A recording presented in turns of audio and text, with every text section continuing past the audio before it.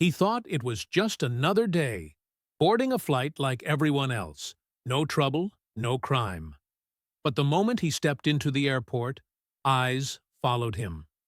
Within minutes, two officers approached, their tone sharp, their suspicion clear. They didn't see a traveler. They didn't see a soldier. All they saw was the color of his skin.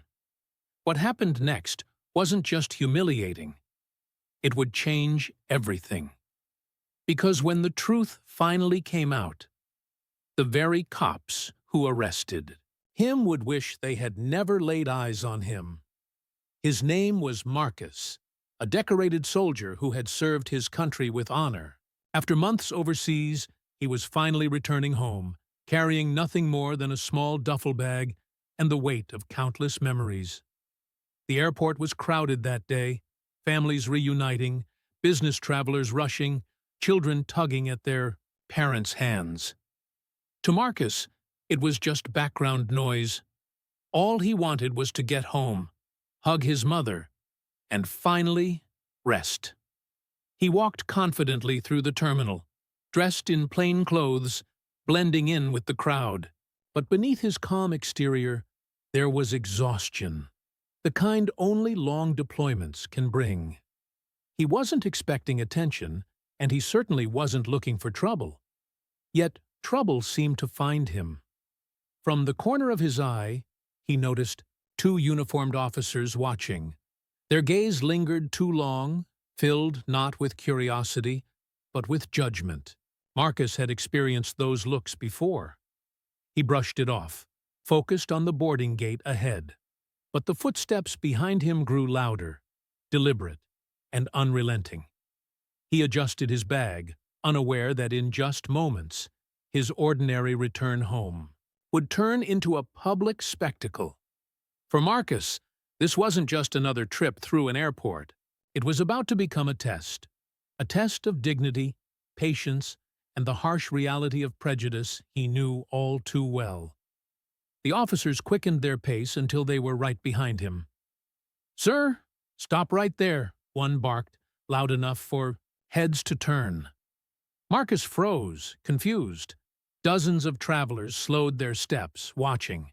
He hadn't done anything, just walked with his bag, like everyone else. "Step aside. We need to check your belongings," the second officer ordered, his tone sharp and cold. Marcus blinked, taken aback.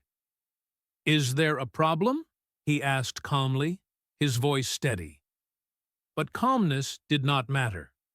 To them, he was already guilty. They snatched the duffel from his shoulder, unzipping it in front of the crowd. Socks, a few shirts, a framed photo of his mother, all pulled out, tossed aside carelessly. People began whispering.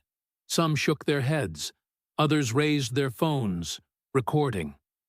To Marcus, each item scattered on the cold airport floor wasn't just his property.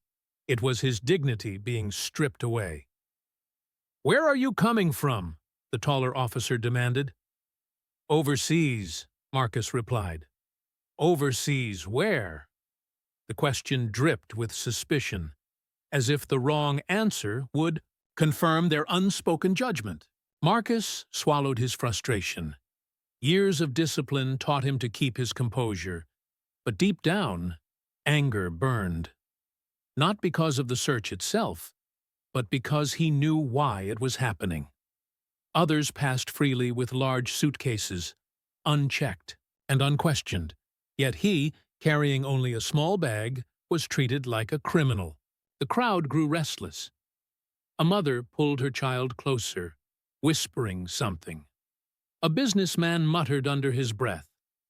Every glance cut into Marcus like a blade, accusing, dismissive, or pitying. He wanted to scream that he wasn't who they thought he was, but experience had taught him that words often didn't matter when skin color spoke louder in their eyes. The shorter officer pulled out Marcus's military ID, which had been tucked in a side pocket. His brow furrowed, but instead of stopping, he sneered. "This yours? Or did you steal it?" The insult echoed, cruel and unnecessary. A murmur rippled through the bystanders. Some shook their heads in disbelief. Others kept recording, sensing something was about to happen. Marcus clenched his fists at his sides. He had faced hostile terrain overseas, but nothing stung more than hostility in his own country, on his own soil. Every second the humiliation stretched on. The tension thickened. He could feel the storm building, moment by moment, and somewhere inside, he knew the breaking point was near. The officer's sneer widened as he held up Marcus's military ID, waving it for the crowd to see.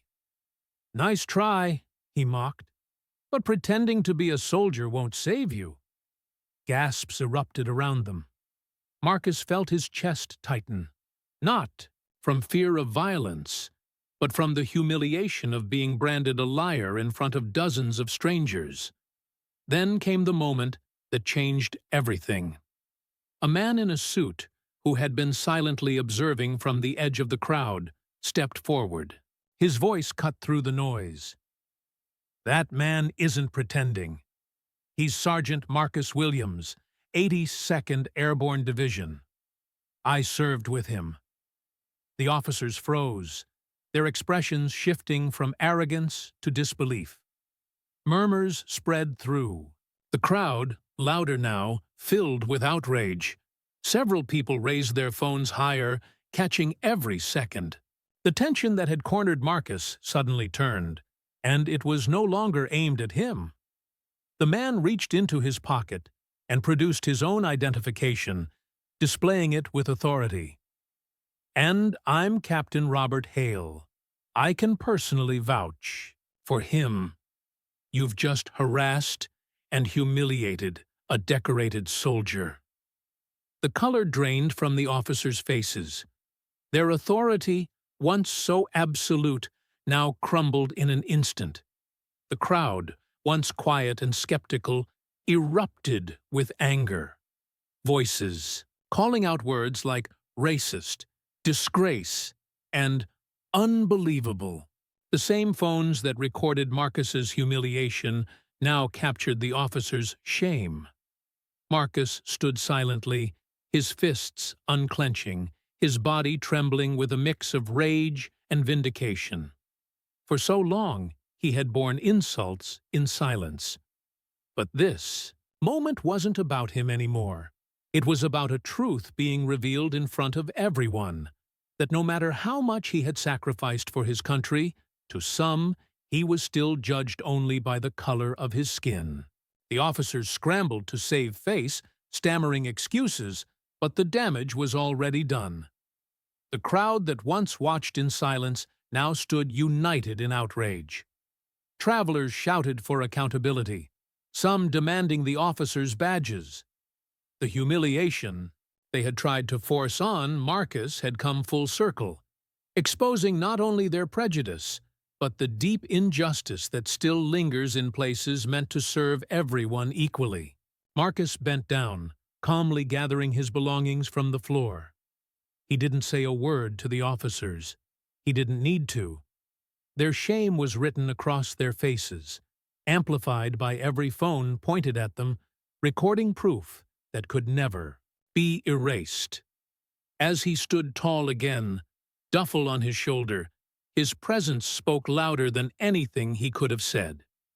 He was a soldier, a protector of freedoms, and yet he had been denied his own dignity until someone else had spoken up.